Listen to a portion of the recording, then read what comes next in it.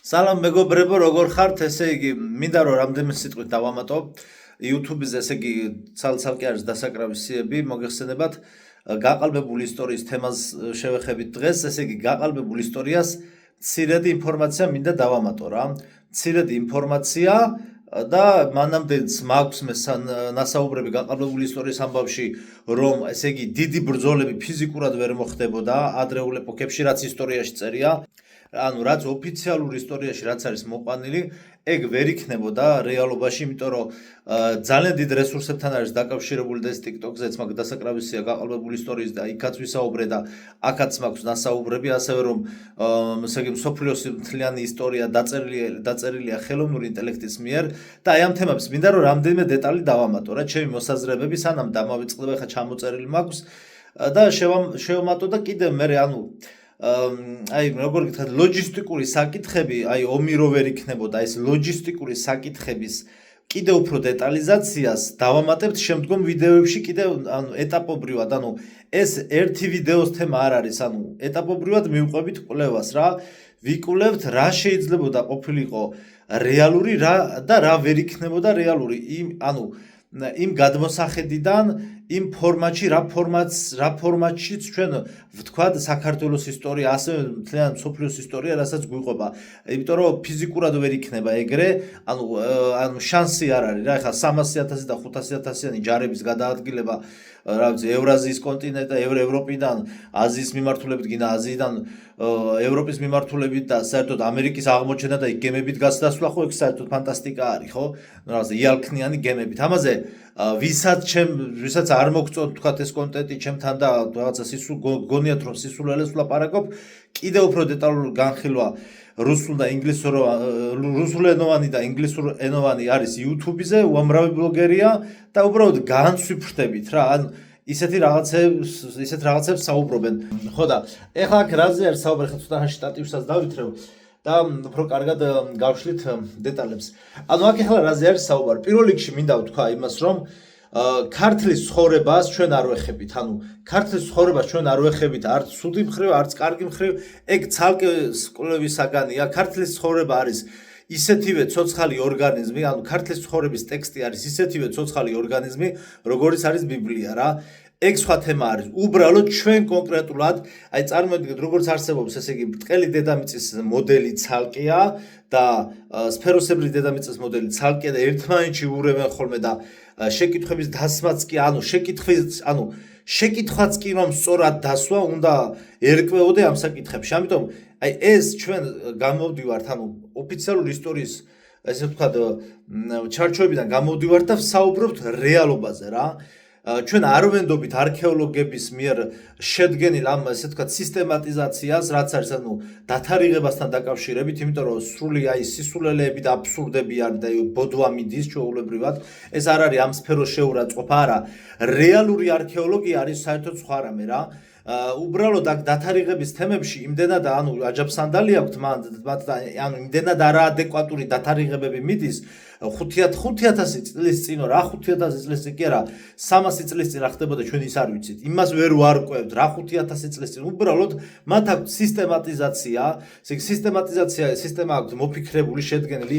ეს არის მთლიანად სატანისტური სისტემა, იმიტომ რომ ეს ეფუძნება ევოლუციის თეორიას, რომ მაიმუნისგან რო წარმოიშვა ადამიანი და ეს ბრინჯაოს ხანები და იმის ხანები, საერთოდ რეალობას არ შეესაბამება და ჩვენ ამას არ ვექვემდებარებით. ხო გვაქვს უფლება ცალკე ჩვენთვის ვიკვლევთ. აი ეგ თემაა რა. ხო, აი ხა უნდა ვისაუბროთ იმაზე, აქ დეტალებზე უნდა ვისაუბროთ, რომ ფიზიკურად ვერ მოხდებოდა ძალიან დიდი ჯარების გადმოტყორცნა, გადმოსროლა და აი აზიის ტერიტორიიდან ეს მონღოლების შემოსევები, თურქ-სელჩუკები და მთელი ამბები, რაც არის ესე ვთქვათ ოფიციალურ ისტორიაში ნასაუბრები. ფიზიკურად ვერ მოხდებოდა და ამაზე ხა ვისაუბრებთ ერთი-ორი სიტყვით. ხო, აი ხა აქ რამდენიმე თემები მაქვს ჩამოწერილი და აი აქ ახლა საქართველოს მოდელზე უნდა ვისაუბროთ. პირველ რიგში მინდა ვთქვა ესეთი რამე, რომ მიხვდეთ, ხა მე დაფა შევხედავ და თან ვიაზრობთ, რომ მიხვდეთ მე რაზე ვსაუბრობ, ჩვენი რეალური ისტორიიდან, რეალური ისტორია რაც არის მე-20 საუკუნეში, იმიტომ რომ ჩვენი ბებიები, ბაბუები მოესწრნენ ამას და რეალობა რაც იყო, აი იქიდან გამომდინარე იმაზე დაყრდნობით ვისაუბროთ. რაც რეალური ფაქტია. ხომ არის ეს? ეხლა უყურეთ რაზე არის. პირველი მსოფლიო ომი და მეორე მსოფლიო ომი ხომ მოხდა? ჩვენ წინა ვიდეოში იმაზეც კი ვისაუბრეთ, რომ ნაწილობრივ ეს ომები დაგეგმილი იყო იმის გამო, რომ დოლარი გამოქაჩული იყო, ანუ მსოფლიო ვალუტა გამხდარიყო. ეხლა ნახეთ როგორ საქმე არის, საქმე როგორ დგას რა. ანუ მთლიანად ინდუსტრიის გადაწყობა მოხდა, ანუ მონარქიული სისტემიდან მოხდა მთლიანად ინდუსტრია, ანუ ინდუსტრიალიზაცია რაც მოხდა, ანუ მთლიანად აი ეს კაპიტალიზმი და მთელი ეს აი სახელმწიფო სისტემები, ყველაფერი, ანუ შეიცვალა საერთოდ სხვანაირად, აი დაწყებული ის რომ დედა და მამაროს, ესე იგი დედა და მამა რომ სამსახურში უნდა წასულიყვნენ და მთელი დღე ემუშავათ ქარხანაში, ხომ? ეს რატო იბინდება? ცოტა იბინდება ხოლმე კამერა და ვერ გავიგე რატო. აი დედა და მამა რომ უნდა წასულიყო სამსახურში და ქარხანაში და უნდა ემუშავათ მთელი დღე, ანუ მონარქიული სისტემა რომ დაემხო, საბჭოთა კავშირი შენებლობა დაიწყო და ასე შემდგომ, ხო? აი მშობლები რომ უნდა წასულიყვნენ, ანუ ვიღაცას უნდა გაეგრძელებინა ეს, ანუ ბავშვები ხო უნდა დაბადებულიყვნენ, ნახეთ საიდან მოდის ეს ყველაფერი. ეს ბავშვები ხო უნდა დაბადებულიყვნენ, რომ მე ომში მიიღოთ მონაწილეობა, ისინი ყოფილიყვნენ გამგრძელებლები ამ ქარხნების და ფაბრიკების მშენებლობების და ამ სამრეწველო მთელი თემა რა, მთელი ინდუსტრია რა. ანუ მუშახელი ხო იყო საჭირო. ანუ ამისათვის შეიქმნა ბაღები და სკოლები. იმისათვის რომ ჯერ პირველ რიგში იმისათვის რომ ბაღში მიიყვანოს ბავშვი რომ მთელი დღე ვიღაცამ ამ ბავშვს მიხედოს, იმიტომ რომ დამტოვებელი არავინ არ ყავდათ, ანუ ოჯახური სისტემა მთლიანად მოშალეს და დაშალეს, ანუ საერთოდ გადაწყობა მოხდა ყველაფრის. რაც იყო მანამდე პერიოდში ვთქვათ მე-19 საუკუნეში და მე-18-ში და მე-17-ში ნორმალურად არც ვიცით რა იყო და როგორ იყო რა.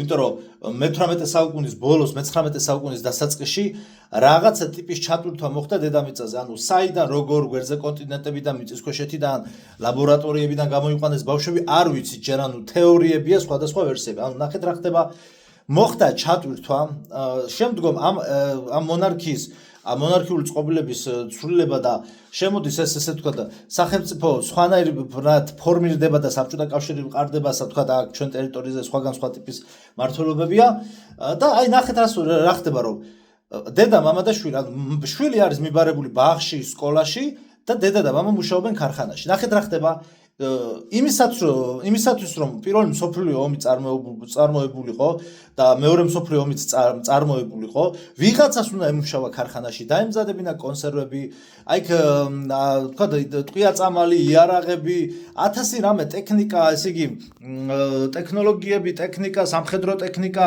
უამრავი, ანუ ლოჯისტიკური რესურსი იყო საჭირო, რასაც მუშახელი ჭირდებოდა. ეს მუშახელი, ანუ რომ მუშაობდა, ანუ ეს მუშახელი და მთელი ეს ინდუსტრია უმაგრებდა ზურგს უკან ამ მსოფლიო ომებს, ანუ პირველი და მეორე მსოფლიო ომი, უბრალოდ ეხლა მე ყველა დეტალს ხო ვერ გავივლი, შედით ინტერნეტში, Google-ში, ნახეთ რამდენი ადამიანი იღებდა მონაწილეობას, ესე იგი, რამდენი დაიღუპა, რამდენი გადარჩა, ნახეთ ციფრები, რამხელა ციფრებზეა საუბარი და შეხედეთ რამხელა, ესე იგი, რესურსი იყო საჭირო. მეორე ერთ-ერთი გადაცემა იყო რაღაცა ინტერვიუ, მეორე მსოფლიო ომის ვეტერანი, რომელიც ეხლა ცოცხალია, ხო? 100 რაღაცა წელს არის, მე მგონი ეს ადამიანი ყვებოდა, ესე იგი, სუხოი პაიოკი და პური და რაღაცა, როგორ მისდიოდათ, ანუ საკვებით როგორ მარაგდებოდა აკოფებში, ანუ თხრილებში ჯარისკაცები. ანუ მეორე მსოფლიო ომის დროს არ აკლდათ საჭმელი რა. ხო და ეს საჭმელი საიდან მოდიოდა? მთელი ინდუსტრია მუშაობდა, სამრეწველო ყველანაირი ინდუსტრია, მთელი საბჭოთა კავშირი მუშაობდა იმაზე, რომ ამ ჯარისკაცებს ეკვებათ. ანუ თუ შეერიქება ადამიანი ფიზიკურად ვერ მოხდება ომის წარმოება. თუნდაც რუსეთ-უკრაინის ომის სიტუაცია აიღეთ. ხო, ხა კი გადავიდათ ნაწილობრივ დრონებზე, მაგრამ იმ დრონებს მიწოდება ჭირდება, ჩიპები ჭირდება. ეს ჩიპები ვაფშე აქ არ არის გამოგონილი დედამიწის ტერიტორიაზე, ჩვენს კონტინენტებზე ამ ჩიპების წარმოება არ ხდება. თვითონ ქარხნები არის, მაგრამ ესეც იქმნება ჩვენი კონტინენტების გარეთ, სადღაც და შემოდის ეს ტექნოლოგიები რა. ანუ ამაზე გაყალბებული ისტორიის მკვლევარები იძახიან ასეთ რამეს, რომ ჩვენ გვიბრუნებენ იმ ტექნოლოგიებს, რაც ცოტა ხნის წინ წაგვართვეს და ეხლა ნელ-ნელა გვიბრუნებენ. ანუ ნელ-ნელა გვიბრუნებენ. ჩვენ ტექნოლოგიური წისლა კი არა გვაქვს, უბრალოდ ნელ-ნელა გვიბრუნებენ. აი აქ ეხლა მიწერია იმაზე, აი ერთ-ერთი ბრტყელი დედამიწის თემაზე რომ უნდა დავდო ვიდეო, კოპერნიკი და ნიუტონი არ არსებობდნენ. ანუ იგონებენ მეცნიერებს, რათა მე ეს დაბრუნებული შემოტანილი ტექნოლოგიები, რომ ეს დაბრუნებული ტექნოლოგიები ვიღაცას ხომ უნდა მიაწერონ, აი ვიღაცამ გამოიგონა, იმან გრავიტაციის კანონი მოიგონა, ამის კანონი მოიგონა და ასე შემდგომ რა. რაც ანუ სისულელებია და მაგასაც მოგიყვებით კიდე ნაწილი მოვყევით, ნაწილს კიდე მოგიყვებით.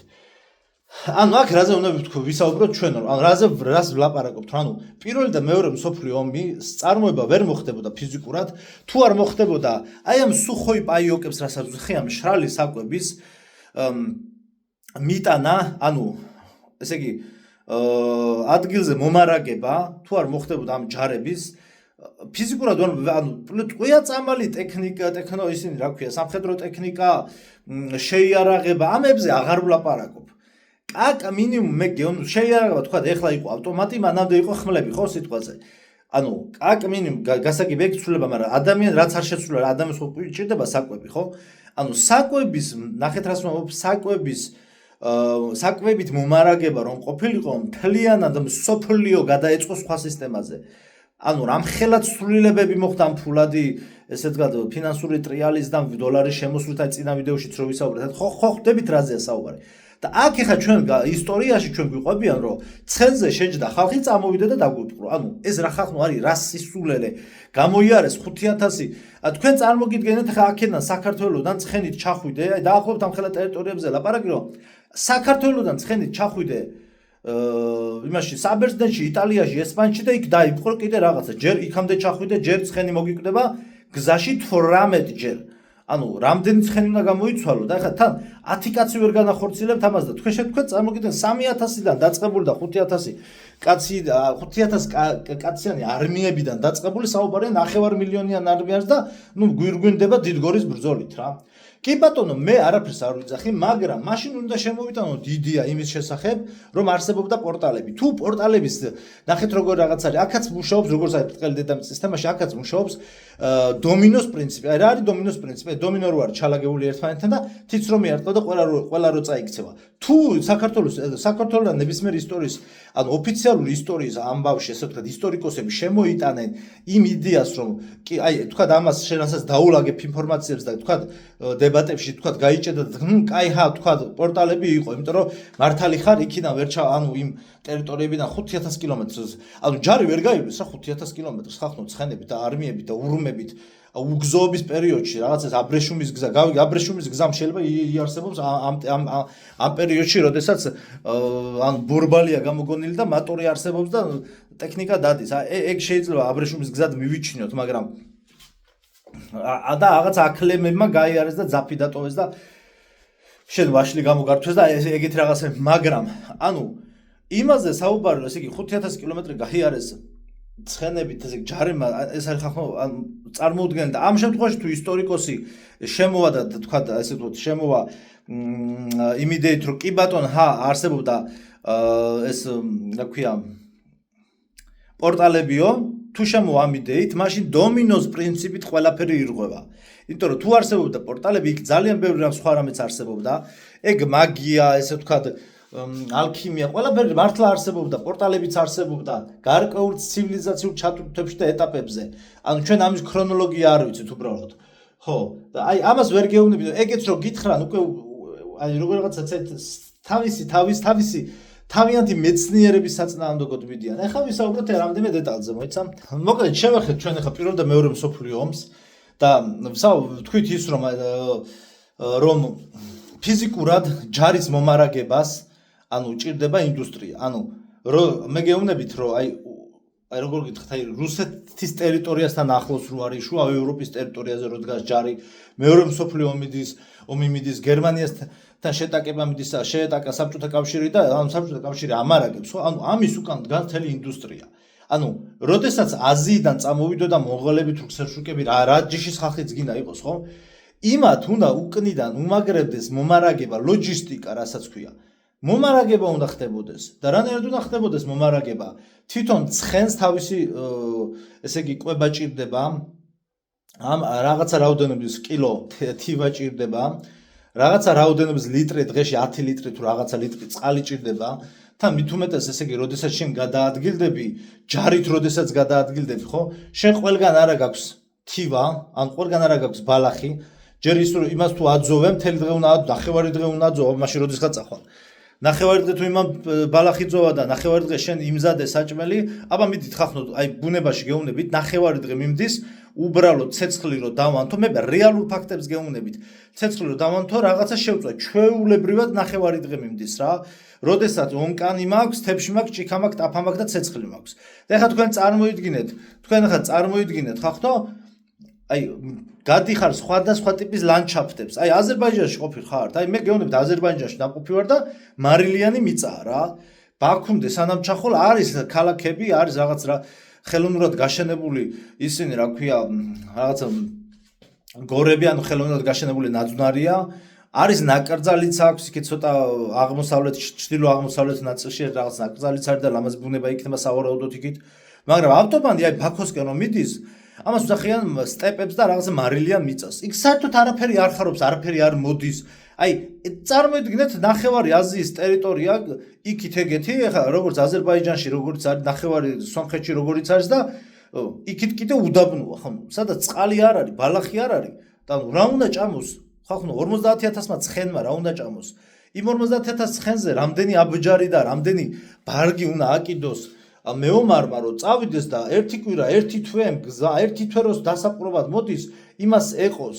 ანუ მაშინ თუ ხო და მაშინ გამოდის რომ მაშინ რაღაც ჰამრის ჯიპებით უნდა ამარა უკან ასე თქვა, ანუ რის თქმა მინდა რომ უკან ესე თქვა, როდესაც მეორე მსოფლიო ომი მიდიოდა, მანქანებით მოქონდათ, ანუ მანქანებით ხდებოდა თვითმფრინავებით ხდებოდა თვითმფრინავებიდან იქ ხდებოდა ის დიდი ამანათი ყუთები რო არის, აქვე პარაშუტი რო იხსნებად რომ დესანტირება ხდებოდა, 1000 რამე ხდებოდა, ხო ხვდებით? ანუ აი ესე ხდება რა, თვითონ ბაბუაჩემიც კი ტოპოგრაფი იყო და რუსეთის საჰაერო სივრციდან ესე იგი რუქებს ადგენდნენ. ანუ შენ თვითმფრინავი არა გაქვს და რუქები არა გაქვს რეალურად. რუქები როგორ უნდა შეედგინათ? რუქების შედგენის თემაზეც კიდე მაგაზეც გაყალბებულია ისტორია, კიდე ცალკე თემა არის რა. ეგ კიდე ცალკე კონტენტი და ცალკე სასაუბრო. ანუ არანაირი რესურსი არ არსებობდა ომების წარმოების, ანუ გამორიცხულია. ხო ხვდებით? ხო მიხვდით მე რაზე ვსაუბრობ, ანუ თუ შენ უკან არ გიმაგრებს ინდუსტრია, ეს არ არის ლაშქრობა, რომ თბილისიდან წახვიდე 2 დღე ილაშქრო და ჩამოხვიდე. აი, ექსკურსია ლაშქრობაზე ვსაუბრობ. და შენ როდესაც იქაც მიგაქვს გამზადებული მაღაზიაში ნაყიდი საკვები. ხო და უმაცივრობის პირობებში რა ისე ქართველები მიდიოდნენ, ჩურჩხელა კალორიული იყო. რა ჩურჩხელა ხახნო, რა ჩურჩხელა ადამიანს, აი, როდესაც საუბარია იმ ანატომიაზე, რა რომ ბევრად ფიზიკურად ძლიერები იყვნენ ქართველები, იმას იმ სიძლიერეს და იმ მეტაბოლიზმი როგორც მიდის მე ორგანიზმში, ხო? ჩქარი მეტაბოლიზმი უკვე როდესაც დიდ ენერგიას ხარჯავ, იმას უკვე ხახნო ჭირდება n რაოდენობის ხორცი, რთული ნახშირწყლები. ჩვენ ამაზე მე მგონი წინა ვიდეოებში ვისაუბრეთ. როგორც მახსოვს, გადავხედავ მე თუ არ ვისაუბრია, ჩავსვავ. ანუ აქ არის საუბარი ასეულობით ტონა ხორცი ჭირდება, მაშინ ამ შემთხვევაში ასეულობით ტონა ხორცი, ანუ ჯარს საიდან ექნებოდა. აი მე მაგალითად ახლა მე გეუბნებით, აი ასევე მე სავალდებულოში ვმსახურობდით ვაზიანში, თბილისში ვაზიანის ბრიგადა რომ არის, იქ ბაზაზე, მე გეუბნებით რა ხდებოდა. იმისათვის რომ ჯარი იყოს გამოკვებული და დღესაც და ყველგან ესე არის სამხედრო ბაზის ტერიტორიებზე, სადაც არის სამზარეულო, ანუ დღე და ღამის განმავლობაში, ანუ უწყვეტ რეჟიმში მუშაობენ ქალები რა. იმიტომ რომ მოხდეს იმის გამზადება, მთელი ღამე მუშაობს სამზარეულო, რომ მოხდეს გამზადება იმ საუზმის, სადილის და მთელი სარდელების მოხარშვა, ბარკლების შეწვა, არაჟნების მოტანა, მთელი ამბავი და ანუ სადაც ხდება მომარაგება, მაშინ ნიკორას ფირმა ამარაგებდა ადრე წლების წინ და ეხლა ეს თქმა მინდა რომ იქ ანუ ხახნო 24 საათის განმავლობაში, დაუკვირდით 24 საათის განმავლობაში დგას დისტრიბუციის მანქანები. ანუ ერთი გამოვიდა, მეორე შევიდა, შევიდა. ვიღაცამ არაჟანი მოიტანა, ვიღაცამ გაყინული ბარკლები მოიტანა, ანუ ვიღაცამ სასისკები მოიტანა, იქ კაკაო მოიტანა, პური მოიტანა, ანუ არ ჩერდება დისტრიბუციის მანქანები, არ ჩერდება. ეს მე გეუბნებით, როდესაც არის ბრიგადა, ხახნო ბრიგადა 5000 კაციან ჯარის შენახვაზე ლაპარაკი და თქვენ და პლუს ჩვენ საველე პირობებში ვიყავით. საველე პირობებში ჩვენ ვიყავით, ასევე ვაზიანის ქვედასაველე პირობები რო არის, ეს რაც უძახიან პოლიგონი, საველე პოლიგონი რო არის რა. 6 თვე ვიყავით იქ და კატილოკებით და ემით რასაც ვჭამდით, რასაც შეიძლებოდა ყოფა 6 თვე ვიყავით საველე პირობებში. ეს იყო საშინელება რა. კი, ვიკვებებოდით, არ გვაქვს არაფერი, მაგრამ როდი გადავედით ბრიგადაში, თვალებიდან გამოვიხედეთ, ანუ ბრიგადაში კვებასთან იყოს, ბრიგადის კვებასთან იყო, ეს იყო საშინელება, იმიტომ რომ ძირითადად 3-4 მენი უტრიალებთ ეგ მოხარშული და შემწვარი თევზი და კაკაო და რაღაცა, ну არ იყო თლად ისე ჰიგიენური ნორმები დაცული, რა თქმა უნდა, იმიტომ რომ ეს საველე აი მანქანას რომ მიაბავენ საველე სამზარეულოს უძახიათ ეს თავისი სახარში ქვაბები და რაღაცა იმაში მზადდებოდა ყველაფერი და ისიც წარმოიდგენ ნახეთ რას გეუბნებით ეს პროდუქტი საიდან მოდიოდა აი საველე პირობებში ხო ვიდექით პროდუქტი მოდიოდა თვითონ ანუ რაღაცა თქვა არ ვიცი 4-5 კილომეტრში ალბათ დაახლოებით რა ანუ ვაზიანის საველე პოლიგონი ვინც იცის მიხვდება და ვინც არ იცის ანუ საველე პოლიგონი ანუ მინდორში როდესაც კაროები გაშლილი და წარმოვიდგინეთ თვითონ ბრიგადა ვაზიანის სადაც მაცივრები იყო აი ამ სამზარეულო დიდი სასადილო სამზარეულო რაც იყო იქ იმ მაცივრებიდან მოდიოდა უკვე გაყინული სკუმბრიას თევზი და სხვადასხვა ტიპის პროდუქტები გზაში ღვებოდა და ამასობაში კაკრას უკვე პირდაპირ ხარშავდნენ.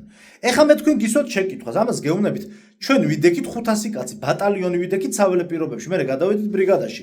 ერთი კვირა.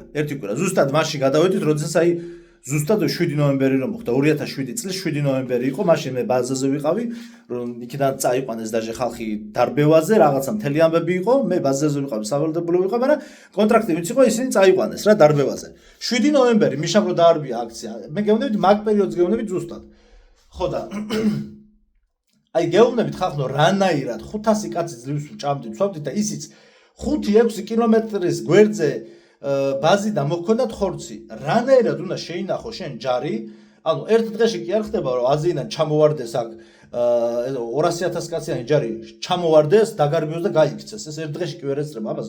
2 კვირა შეიძლება დაჭირდეს, შეიძლება 1 თვე დაჭირდეს. აი, რა ვიცი, Google Maps-ზე გადაიანგარიშეთ ფეხით რომ მიდიხარ, ან ფეხით რამდენ ხანს ჩახვალ იტალიაში და ნუ 2-ზე 3-ზე გადაამრავლეთ ერთი სამჯერ ჩქარა ხვალ ცხენით რა. ხა ცხენით ხო ვერ იჯირით 3000 კილომეტრის ზედიზ ანუ ხო ვერ არბენინებ ცხენს, ანუ შედარებით ოდნავ ჩქარა შეიძლება, ანუ ადამიანზე ოდნავ ჩქარა იაროს ცხენმა, ხო? ეხლა გაამრავლეთ დანარჩენი ყველაფერი. ეხლა შეხედეთ, აი უყურეთ. პლუს ერთი უნიშნულოვანესი დეტალი რა. საქართველოს ტერიტორიაზე მე გეუბნებით გიდი, აი საქართველოს მასშტაბის გიდი ვარ, შეიძლება ყველაფერი არ ვიცი, მაგრამ ძალიან დიდი ცოდნა მაქვს დაგროვებული, რა თქმა უნდა ეს მაინც არაფერი არ არის. მაგრამ მე პრაქტიკული ცოდნა მაქვს დაგროვებული იმის გარდა, რაც თეორია რაც ვიცი კიდე იმის გარდა და ბევრ თეორიას არც შეესაბამება ის პრაქტიკული ცოდნა, იმიტომ რომ მთელი საქართველოს მასშტაბით დავდივარ. მთელი საქართველოს მასშტაბით, აი დავივიწყოთ ერთი წამის ასფალტირებული გზა, იმიტომ რომ ასფალტირებული გზა ჩვენ დღევანდელი ჩვენი მანქანებისთვის არის, მაშინ ხო არ იყო ასფალტი და ეს ხო? ანუ მაშინ რა იყო მინდორველები და საცალფეხო ბილიკები იყო რა. იყო კონკრეტული რაღაცა მოხრეშილი რაღაცა ადგილები გზები, აი მაგალითად სიტყვაზე სამცხე-ჯავახეთის ლანდშაფტებზეა საუბარი. სამცხე-ჯავახეთის ტერიტორია, თქვა ალპურია, თქვა ჯარი გადმოვიდოდა მთებზე გასაგებია, ცოტა შიდა ქართლშიც შემოვიდოდა, მაგრამ აი შიდა ქართლი და სამცხე-ჯავახეთის ტერიტორია და ოდნავ აქ-აიქ კახეთი, ნახევრად რა. დანარჩენი ხალხი მთელი საქართველო არის თაგორიანი, ტყეებია. აჭარაში რო ვერ გაივლის საერთოდ იმაზე აღარ ვლაპარაკო მაღალმთიან აჭარაზე და იმაზე. მაღალმთიან აჭარაში გოდერძის უღელტეხილზე ხალხო. გოდერძის ამბასადორი ააშენეს, გზა ეხლაც არ არის მიყვანილი. თქვენ რაზე მე ლაპარაკობ, ნუნიში რო ვიყავით ვიდეოები რო დავდე. აი ვეუბნები საუბრობდით იმ მეგობრ. აი აქ რა ჯარი უნდა მოსულიყო მეთქი. აი აქ რა ჯარი უნდა მოსულიყო. შეხედეთ, გარშემო არის მთების ალყა.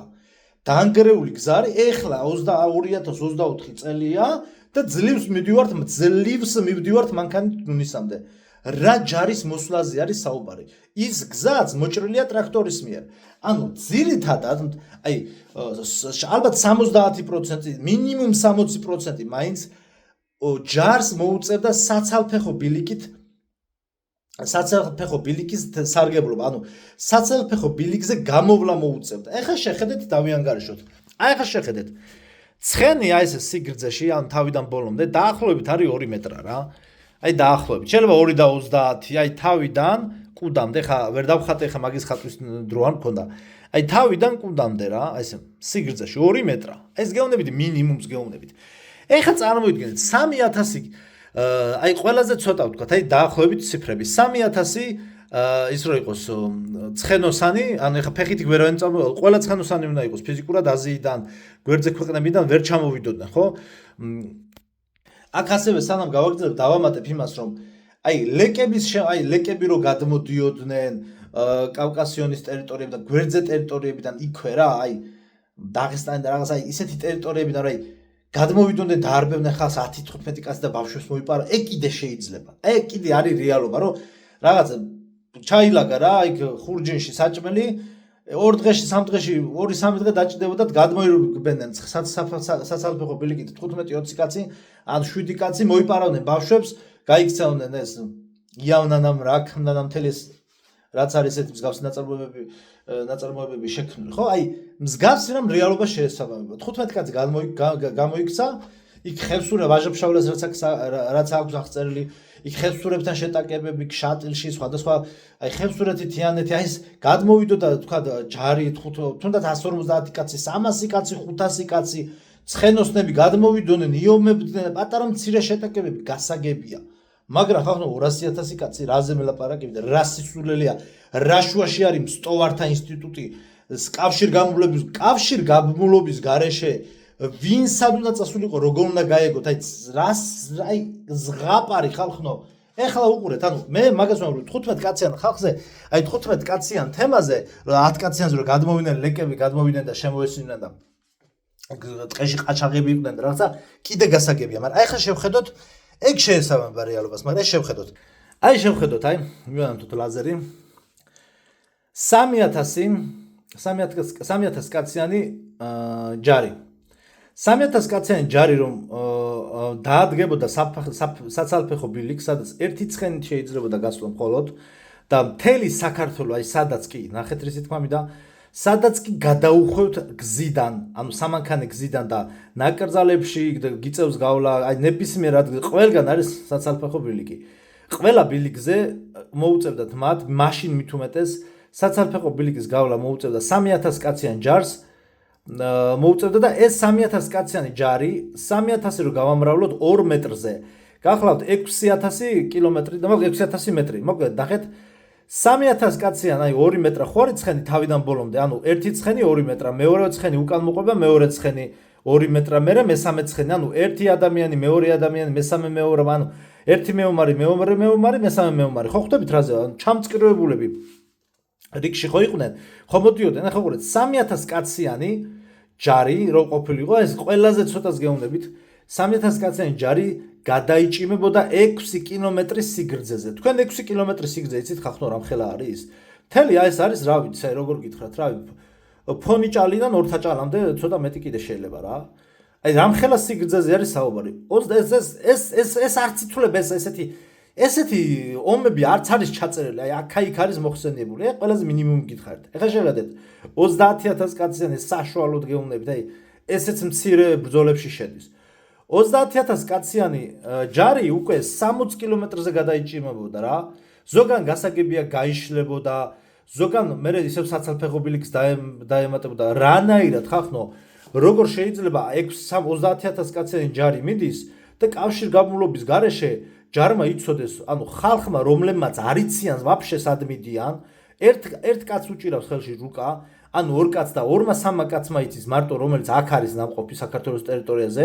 ანუ მე გეუბნებით რომ საქართველოს ტერიტორიაზე, როდესაც რუკები არსებობს ინტერნეტის რუკები, Google Maps-ი არსებობს, ქაღალდის რუკები არსებობს, მთელი საქართველოს ზეპირად ვიცით. ძლივს ვაგნებთ რეგიონებში სოფლებს და რაღაცა კულტურული ძეგლებს. რანაირად უნდა მისულიყვნენ და მიეგნოთ მაშინ.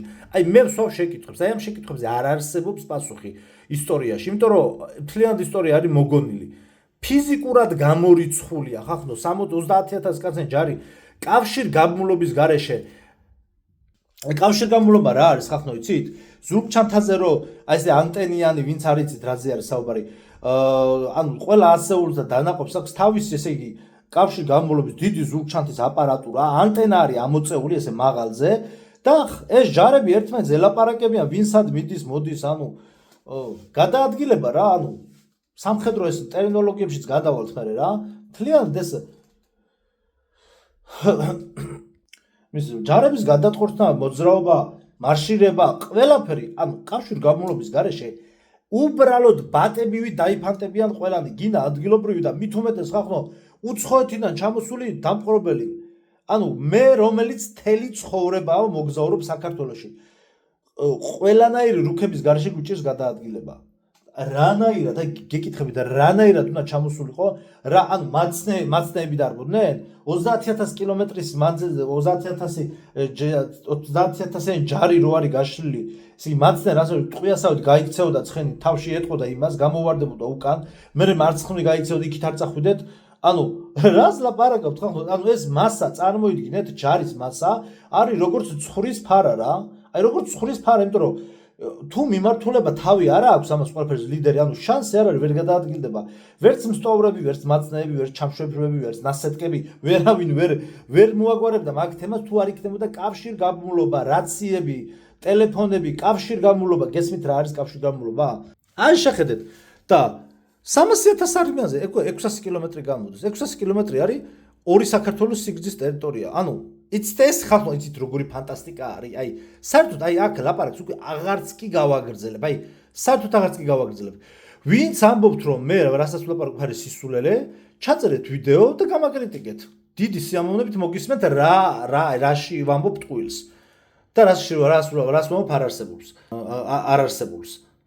ეხლა აქ ჩაწერილი მაქვს ესეთი ადრე იყო ესეთი ვიდეო, რაღაც დოკუმენტალკასავით რაღაც სიუჟეტი იყო გაკეთებული, უბრალოდ აღარ მახსოვს სად იყო.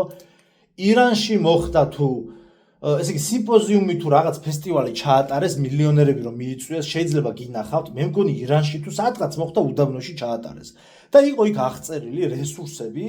მე მესმის რომ რაღაცა ალაფურშეტები და ისინი სიმპოზიუმი და მთელი შადრევნები და ეს ახლა უდაბნოში რომ მოაწყეს კაროებში და იქ ჭაღები, ამას ძალიან დიდი თანხები დაჭირდებოდა და ეს ომთან არაფერ შუაში არ არის, მაგრამ აი იქაც კი ელემენტარულად რა, ანუ მთელი მაცხოვრები, ყინულები, ანუ ქალაქი ააშენეს, დროებითი ქალაქი ააშენეს იმისათვის რომ რაღაცა სიმპოზიუმი უდაბნოში ჩაეტარებინათ და იყოს საშინელ ხარჯებზე საუბარი.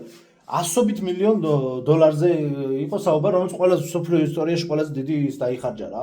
ანუ რაღაცა კეთილ ფესტივალი იყო თუ რაღაც მილიონერები შეკრება რა. ხო, აი როგორ და ეს ჩაწერილი მაქვს ესეც რომ ანუ კავშირგაბმულობის გარეშე ჯარების დისლოცირება და ესე იგი ანუ ჯარების გადაადგილება, ანუ საბრძოლო ანუ ნებისმიერი რაიმე მოქმედება არის კავშირგაბმულობის გარეშე შეუძლებელი. როდესაც ამ პორტალებს არ ვსაუბრობთ, ოფიციალურ ისტორიას თუ გავუყევით რა. ანუ ეგ არის შეუძლებელი რა.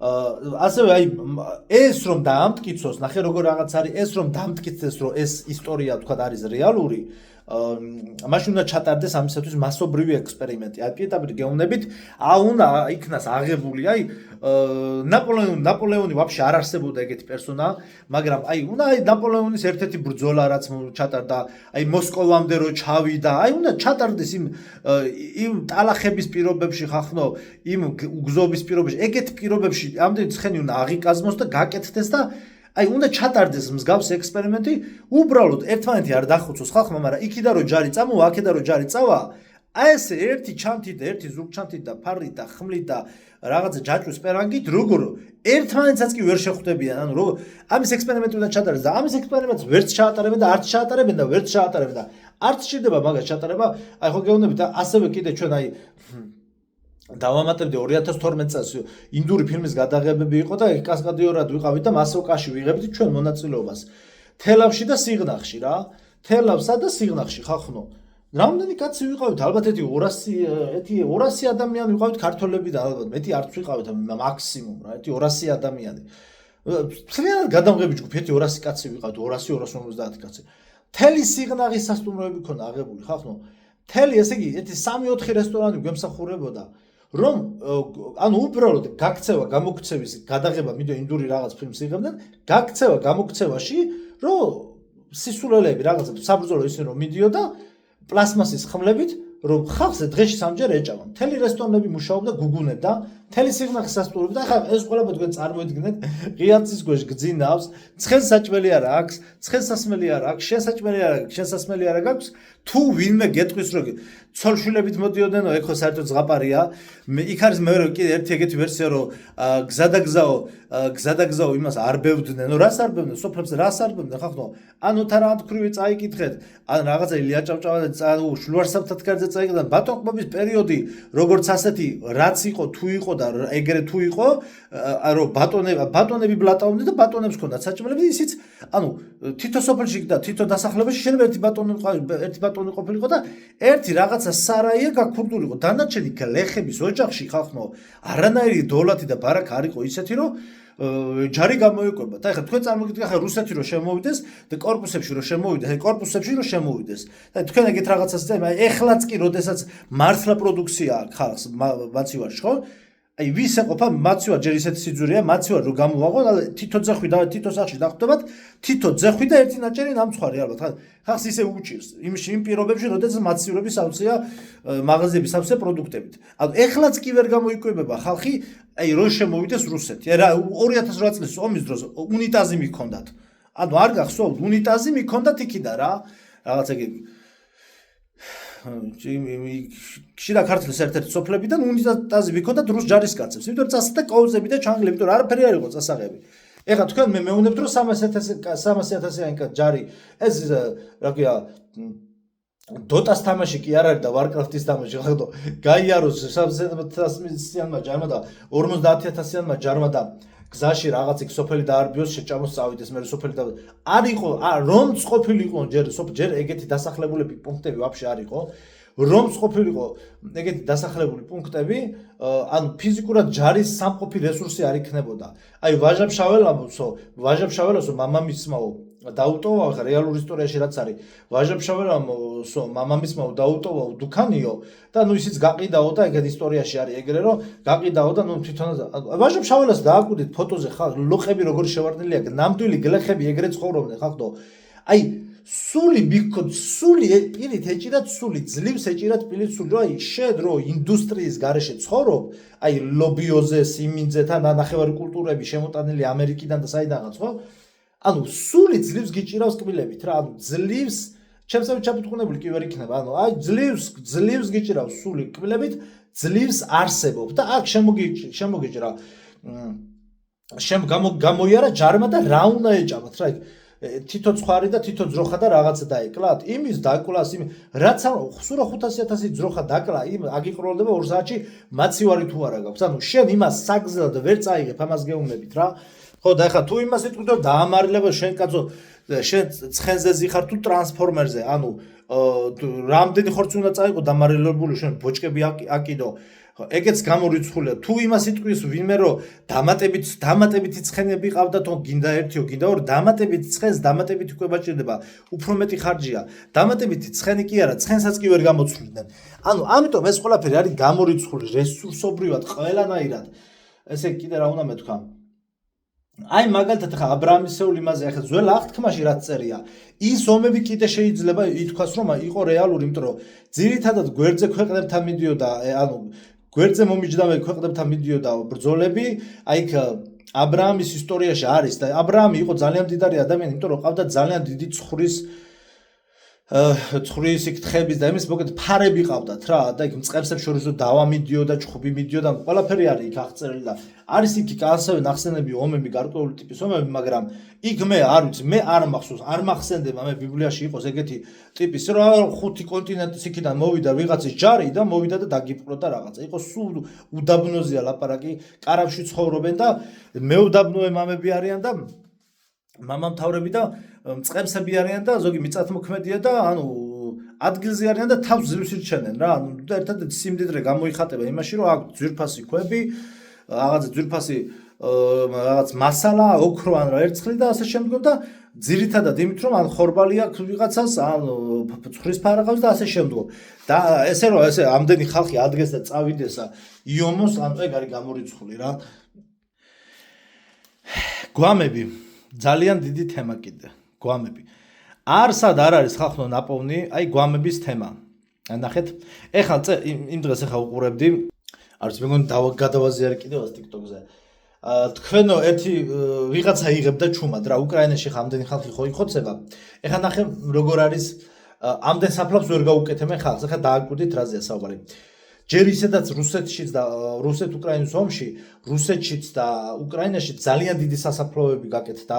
ასევე იქიდან რა თქმა უნდა ეს ომი წინასწარ იყო დაგეგმილი და ომის დაწყებამდე პარლამენტმა მიიღო, დაუკვირდით პარლამენტმა მიიღო უკრაინაში, პარლამენტმა მიიღო რა დაქვია თუ რაც ქვია, ესე იგი უკრაინის რადამ მიიღო კანონი ან ომის დაწყებამდე, მაშინ როდესაც ომზე საერთოდ არ იყო საუბარი, მიიღო კანონი ხალხის მასობრივი დასაფლავების შესახებ. ანუ და იქ კანონში ნიმუშები იყო მითითებული, ნაჩვენები სუფუნქტება ჩაშლილი, რომ თუ რაღაცა ისეთი სიტყვაზეო მოხდებაო, რომ უცებ მასობრივად თუ დაიხოცება ხალხიო, აი ტრაქტორით როგორ უნდა მოხდეს ამოთხრა და მასობრივად როგორ უნდა დაიმარხოს ხალხი. ანუ ხვდებით?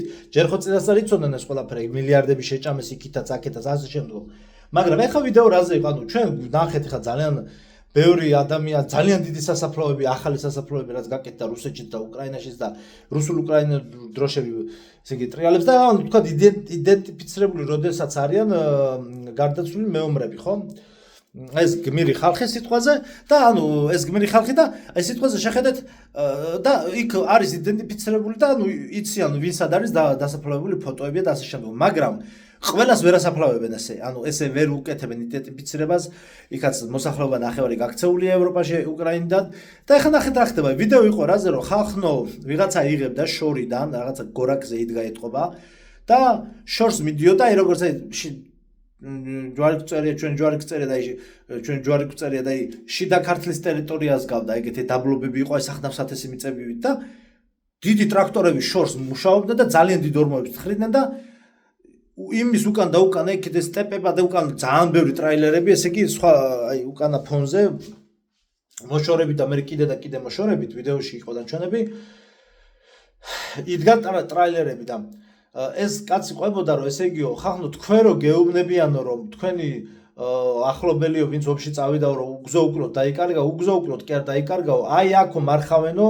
ესე ერთიანადო მასობრივად ხდება მათი დამარხვაო რა და ეს ტრაილერებიო სავსეა ჩვენი საწყალი ბიჭების გვამებითო რა.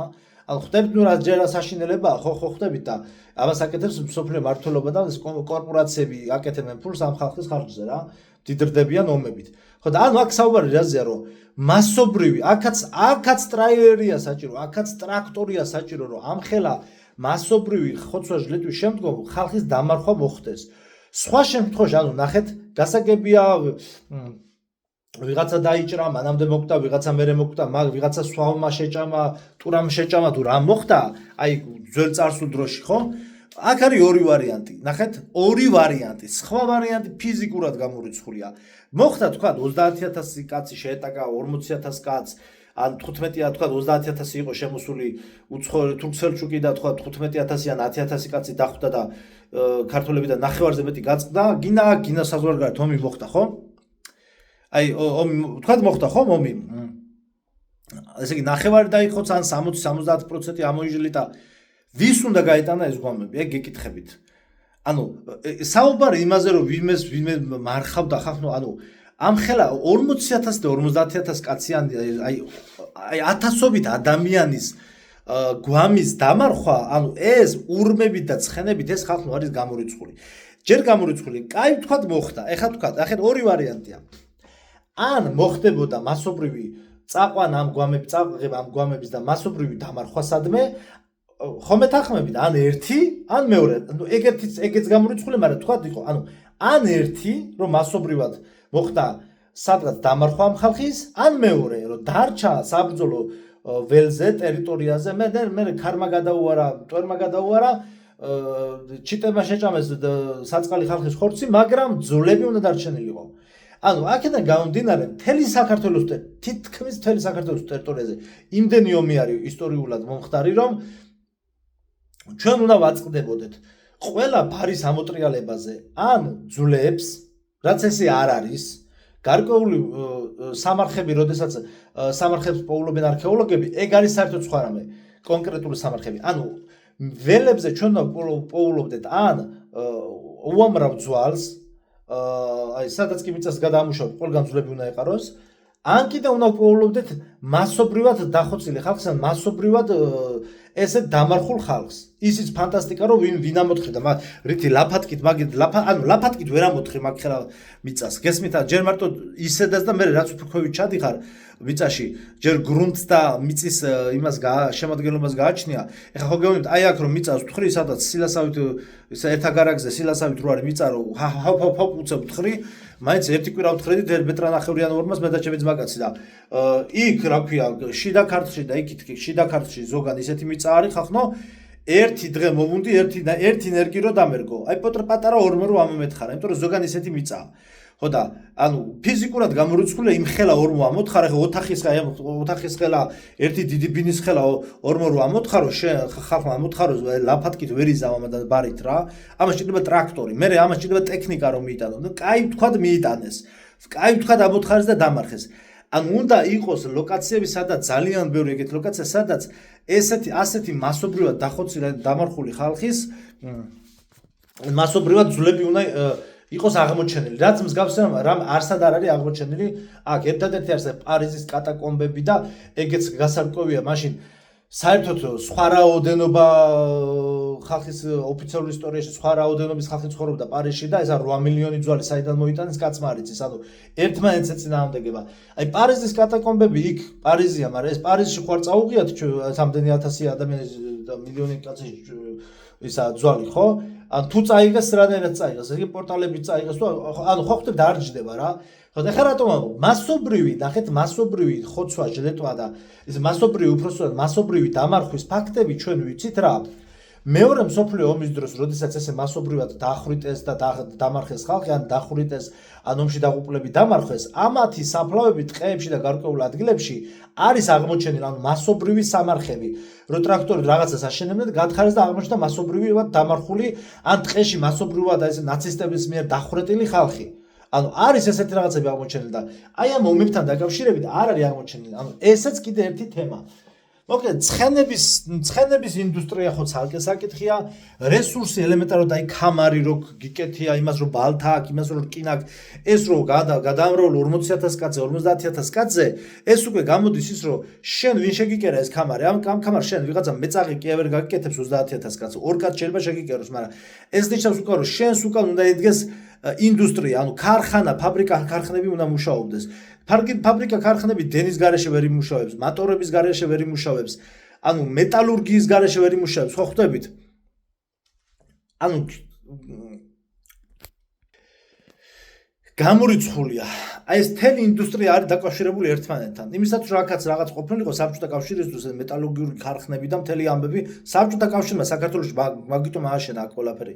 რუსთავის არმატურას რო ყიდულობთ ხახნო და რაღაცა საიდან, აბა? ანუ აი ეს ყველაფერი აი ის რკინა საიდან და მეტალი საიდან და მოტანილიყო. იმაზე არ ვიცი, არ მახსოვს ხა ვისაუბრეთ თუ არა მეტალის აღმოჩენას და იქ იყო მოგეთ რაღაც თემებია რა. მოკლედ ანუ ფიზიკურად ომები ვერ მოხდებოდა რა. ამ თემაზე არის ძალიან კიდე ბევრი პუნქტი გასავლელი და კიდე გავავლით. მოკლედ ამის თქმა მინდოდა დამიგროვდა ეს სათქმელი. ხო. ხო. და ასე შემდგომ. ხო. ყველაფერი ვისაუბრე რაც ქონდა ჩამოწერილი. მოკლედ აი ამის თქმა მინდოდა და ვისაც გაინტერესებთ ეს ციფრები, მეორე მსოფლიო ომის დროს რამდენი ხალხი მოკდა, ეს ყველაფერი ანუ გაანალიზეთ, YouTube-ზეც გავს კონტენტები მოძებნეთ, გაყალბებული ისტორია თარგმნეთ Google Translate-ში რუსულად ან ინგლისურად, ჩაწერეთ მე YouTube-ზე და აი გიღეჭავთ, მარტივად გიღეჭავთ, მოძებნეთ, ჩაწერეთ YouTube-ზე, ამოგიგდებთ უამრავ იმდენ ვიდეოს ამოგიგდებთ, რომ მთელი ცხოვრება გეყოფათ სანახავად და გადაამოწმეთ ეს ფაქტები. კიდე ასევე ის რომ ლიანდაგების თემა, მატარებლის ინდუსტრია, კიდე მატარებლის და რკინი გზის თემები კიდე ცალკეა კიდე რა რომ მანდაც გაყალბებული ისტორია რომ რკინი გზის ნაწილი მიწიდან ამოთხარეს ადრე წინა ცივილიზაციებში იყო რკინი გზა და მერე დაამატეს ნაწილი მოსკოვის მეტრო კი არა უამრავი ბლოგია მაგაზე მოსკოვის მეტრო კი არა ააშენეს ამოთხარეს იმიტომ რომ წინა ცივილიზაციებში იყო რა ხო და ძალიან საინტერესოა ეს გაყალბებული ისტორია და გირჩევთ დაინტერესდეთ და კიდე დამატებითი მასალები მოიძიოთ ინტერნეტში